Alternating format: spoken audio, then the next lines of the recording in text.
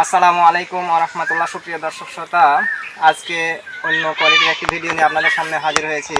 আমি এখন অবস্থান করছি চাঁপাইনবাবগঞ্জের ধাইনগর ইউনিয়নের পার্শ্ববর্তী ইউনিয়ন চক্রিত ইউনিয়নে, যেখানে একটি কাঁঠাল গাছের নিচে এখানে বেশ কয়েকটা কাঁঠাল গাছ রয়েছে। আপনারা দেখতে পাচ্ছেন যে অনেক পরিমাণ কাঁঠাল ধরে আছে, যদিও কাঁঠালের মানে কোয়ালিটিটা ছোট টাইপের, কিন্তু এখানে কিন্তু গাছের গোড়া থেকে শুরু করে উপরে অনেক কাঁঠাল ধরে আছে।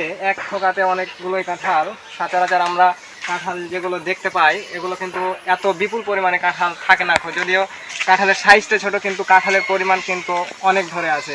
আর গাছও খুব একটা বড় না, এরপরেও কিন্তু কাঁঠালের সংখ্যা অনেক গুণ বেশি।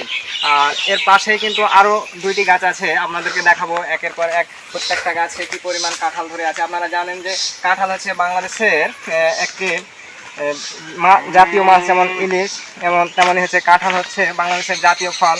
যদিও আম গাছ হচ্ছে বাংলাদেশের জাতীয় বৃক্ষ, কিন্তু কাঁঠাল কিন্তু জানেন আপনারা যে কাঁঠাল হচ্ছে বাংলাদেশের জাতীয় ফল।